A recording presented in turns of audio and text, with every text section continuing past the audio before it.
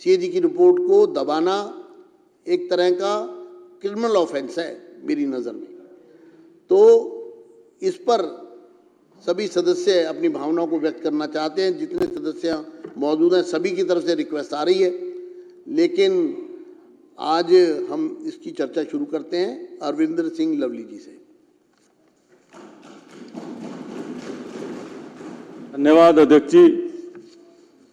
मैं जहां आज के शानदार एलजी एड्रेस के लिए मुख्यमंत्री साहिबा को और उनके पूरी काउंसिल को दिल की से बहुत मुबारकबाद पेश करना चाहता हूं, और मैं समझता हूं बहुत शानदार एलजी एड्रेस जो है आज इस सदन में आया, उसके ऊपर विस्तार पे चर्चा जब एलजी एड्रेस शुरू होगी हम करेंगे।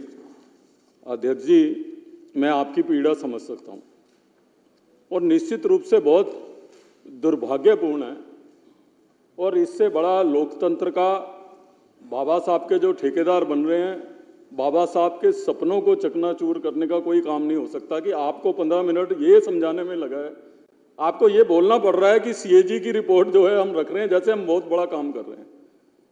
ये संविधान की प्रक्रिया है, जिस परिकल्पना, जिस लोकतंत्र की परिकल्पना बाबा साहब ने करी थी, जब संविधान को फ्रेम किया गया था, तो उसमें एक नेचुरल कोर्स में है कि कोई भी सरकार की मर्जी नहीं है कि वो सीएजी की रिपोर्ट रखे या ना रखे, मैंडेटरी है।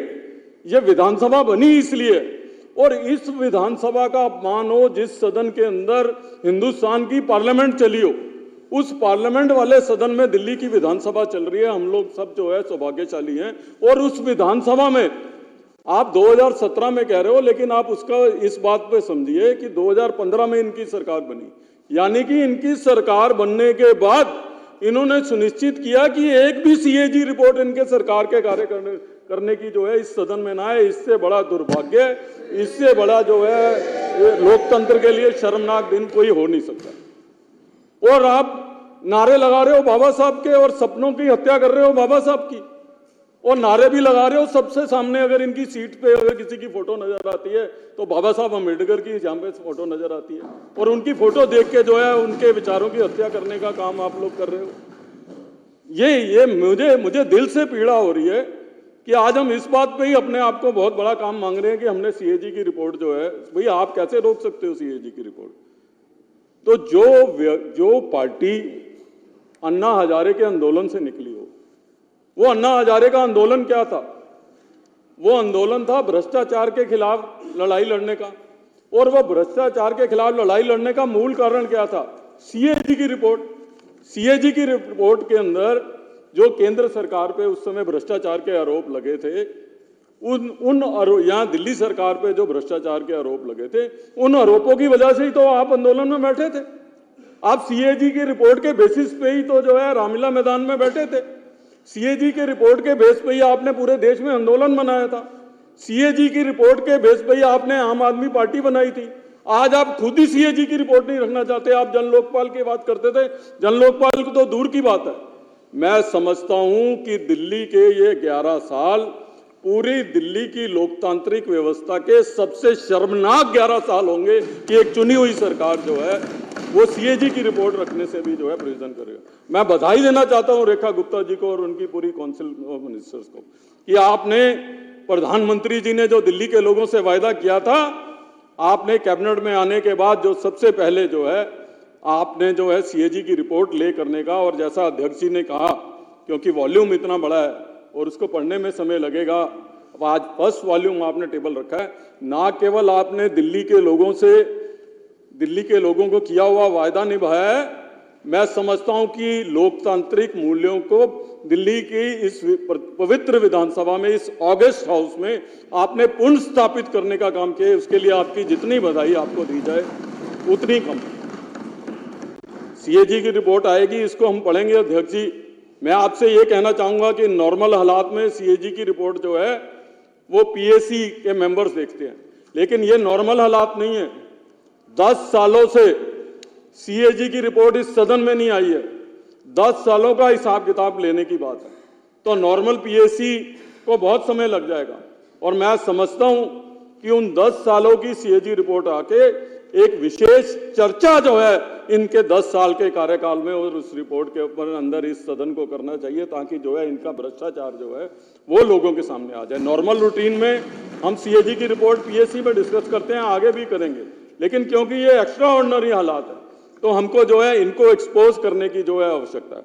अध्यक्ष जी, मुझे ये तकलीफ है इस बात की, और मैं ये कहना चाहूंगा कि सीएजी की रिपोर्ट का डर है इनको, आम आदमी पार्टी के लोगों को, और ये कोशिश कर रहे हैं कि बाबा साहब के फोटो के पीछे छिपके, भगत सिंह जी की फोटो के पीछे छिपके अपने उस भ्रष्टाचार को ये छुपा लेंगे। ये गलतफहमी के शिकार हैं अध्यक्ष जी। अध्यक्ष जी, बाबा साहब हम सब लोगों के लिए पुण्य है, हम सब लोग जो है उनका मान और सम्मान करते हैं। किसी भी राजनीतिक दल का व्यक्ति जो है उनका मान और सम्मान करता है। भारतीय जनता पार्टी और हमारे प्रधानमंत्री जी बार बार बाबा साहब अम्बेडकर जी के सम्मान की बात करना चाहते हैं, लेकिन बाबा साहब अम्बेडकर जी ने ये जब संविधान बनाया था, आज अगर हम लोग संविधान का पालन करते हैं तो संविधान का पालन हम इसलिए करते हैं कि हम एज अ विधायक, कल हमने जब ओथ ली, हमने क्या ओथ ली कि हम जो है संविधान के प्रति अपनी जो है व्यवस्था रखेंगे, अक्षुण्ण रखेंगे, हम संविधान के जो है हम सम्मान करेंगे। उस संविधान के निर्माता कौन है? उस संविधान के निर्माता जो है बाबा साहब अम्बेडकर है। इस देश की प्रथा क्या रही है? इस देश की प्रथा रही है कि जो भी संवैधानिक पद पे हैं, और बाबा साहब का स्वप्न यह था ये कि जो भी संवैधानिक पद पे हैं, चाहे वो देश के राष्ट्रपति हैं, चाहे वो देश के प्रधानमंत्री हैं, सारे सरकारी ऑफिसरों में, कार्यालय में उनकी फोटोग्राफ लगेगी। अध्यक्ष जी, मैं आज भारतीय जनता पार्टी का सदस्य रहा हूं, लेकिन उससे पहले लंबे समय तक कांग्रेस पार्टी में मैं और राजकुमार जी रहे हैं। लंबे समय तक दिल्ली सरकार में मंत्री रहा हूं मैं। मुझे आज भी याद है कि मैं जब मंत्री था उस समय जो है केंद्र के अंदर जो है वो एनडीए की सरकार थी। अब्दुल कलाम जी देश के राष्ट्रपति थे, अटल बिहारी वाजपेयी जी देश के प्रधानमंत्री थे, क्योंकि ये मैंडेटरी है और बाबा साहब ने जो है संविधान की रचना की है। मेरे ऑफिस में और सारे मंत्रियों के ऑफिस में अब्दुल कलाम जी का और अटल बिहारी वाजपेयी जी की फोटोग्राफ जो है लगी होती थी। ये संवैधानिक परंपरा है इस देश की, जो आज बाबा साहब हमारे लिए सम्मानित है। आज भी हमारे मुख्यमंत्री जी ने बाबा साहब अम्बेडकर जी की फोटो लगाई हुई है। लेकिन मैं इनसे प्रश्न पूछना चाहता हूं कि बाबा साहब के उन सपनों को जिसमें यह लिखा गया है कि संवैधानिक पद पर रहने वाले राष्ट्रपति और प्रधानमंत्री की फोटो जो है वो गवर्नमेंट के कार्यालय में होगी, उसको हटाने का काम किसने किया? इसको जो है इनको देश और सदन को बनाना पड़ेगा। मैं रेखा जी को मुबारकबाद देना चाहता हूं, माननीय मुख्यमंत्री जी को, क्या आपने बाबा साहब की उन संसदीय परंपराओं को बरकरार रखने का काम दोबारा दिल्ली में किया माननीय प्रधानमंत्री जी और राष्ट्रपति जी के फोटो लगाने के लिए। किसने महात्मा गांधी जी की फोटो लगाई? बाबा साहब जी की फोटो होनी चाहिए। लेकिन बाबा साहब जी के जो आदर्श, खाली फोटो से काम नहीं चलेगा। उन्होंने जो आदर्श दिए, उन्होंने जो रास्ता दिखाया है देश को चलने के लिए, उस रास्ते पे भी चलना पड़ेगा। उस संसदीय परंपराओं का निर्वाह करना पड़ेगा जो बाबा साहब ने इस सारे देश को अंदर दिखाया। आप उसका वो नहीं करोगे। आप भगत सिंह जी की फोटो दिखाओगे।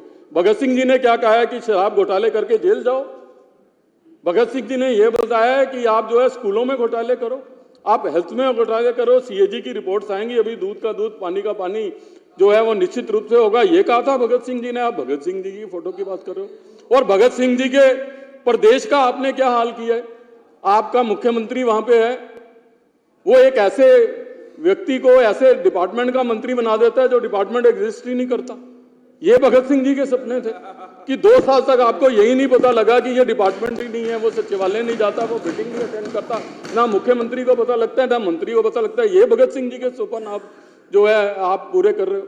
आप किस तरीके की बात कर रहे हो? अध्यक्ष जी, मैं चाहता था आज विपक्ष के लोग यहां पे हों, उनके सामने जो है आंख में आंख डाल के बात करूं। अध्यक्ष जी, आपके पीछे मैं सदन में बहुत सारे हमारे नए सदस्य आए हैं। मेरा सौभाग्य रहा है इस सदन में बहुत सालों तक रहने का। हमारे पुराने साथी मोहन सिंह बिष्ट जी यहाँ पे बैठे हैं, कुलवंत राणा, बहुत पुराने साथी मनोज जी, हमारे बहुत पुराने साथी भी इस विधानसभा में रहे हैं।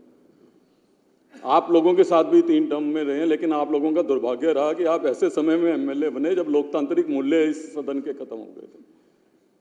वो सदन किस काम का है जिस सदन के अंदर जो है क्वेश्चन आवर खत्म कर दे और वो सरकार बाबा साहब के सपनों की बात करे।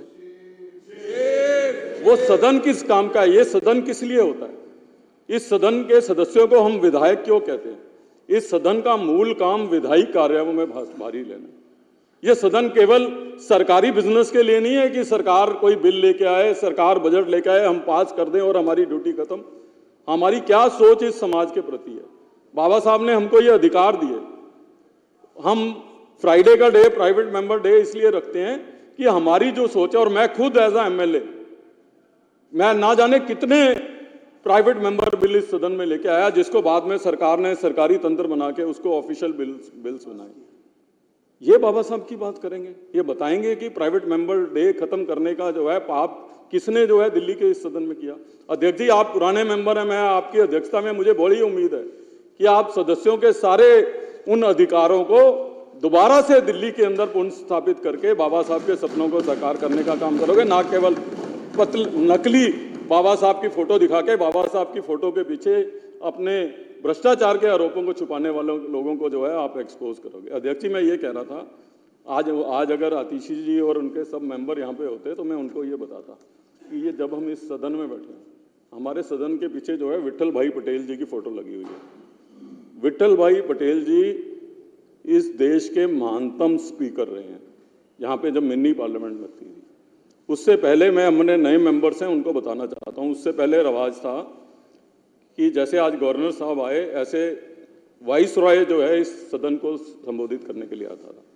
वो वाइस रॉय जब संबोधित करने के लिए आता था तो उसका वो एक चोला पहन के आता था। उस चोले की एक तार को जो है स्पीकर पकड़ते थे और एक लीडर ऑफ द हाउस पकड़ते थे। वो दोनों ऐसे पकड़ के एलजी को, वाइस रॉय को सदन के अंदर लेके आते थे। विट्ठल भाई पटेल और अध्यक्ष जी जैसे आज एलजी साहब आए, उनके साथ आप कुर्सी लगा के बैठ गए। पहले जब वाइस रॉय आता था तो स्पीकर भी नॉर्मल सदस्य की तरह आके नीचे बैठ जाता था, उसको साथ कुर्सी लगाना अलाउ नहीं होता था। आपके सेक्रेटरी और एलजी के सेक्रेटरी बराबर में कुर्सी लगा के बैठे। उस समय वाइस रॉय का सेक्रेटरी टेक ओवर कर लेता था, जो स्पीकर का सेक्रेटरी है वो उठ के ऑफिसर गैलरी में बैठ जाता था। ये वो सदन है। विट्ठल भाई पटेल पहले ऐसे स्पीकर थे जिन्होंने चोला पकड़ने से मना कर दिया था। उन्होंने कहा था ये सदन का मालिक मैं हूं, आप वाइस रॉय होंगे, बाहर होंगे, आपके बराबर में मेरी कुर्सी लगी। ये है वो सदन।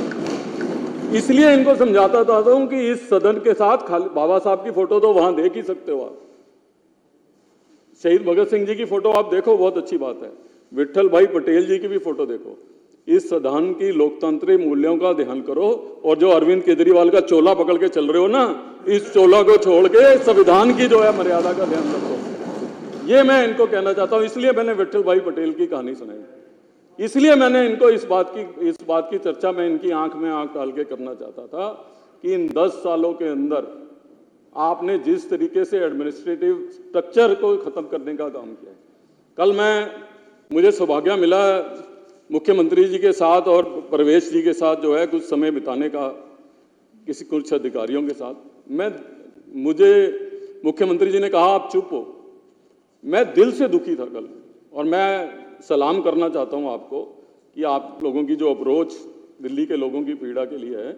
और मैं निश्चित रूप से इस बात के लिए मुझे खुशी है कि नरेंद्र मोदी जी ने दिल्ली को सही हाथों में सौंपा है, और निश्चित रूप से दिल्ली के दिन जो है आने वाले समय में सुखद होने वाले। पर मैं कल दिल से दुखी था। मैं इसलिए दिल से दुखी था कि जिन डिपार्टमेंट्स में उनका जिक्र नहीं करना चाहता, वो दिल्ली के मोस्ट एफिशिएंट डिपार्टमेंट थे। आज किस हालत में छोड़ दिया इन्होंने दिल्ली को। इन 11 सालों में जो पाप इन्होंने किया है दिल्ली के एडमिनिस्ट्रेटिव स्ट्रक्चर को खत्म करने का, जो पाप इन्होंने किया है दिल्ली के लोगों को मूल सुविधाओं से वंचित करने का। मैं जिंदगी में अध्यक्ष जी बहुत चुनाव लड़ा। हर चुनाव में लोगों की डिमांड बढ़ती थी।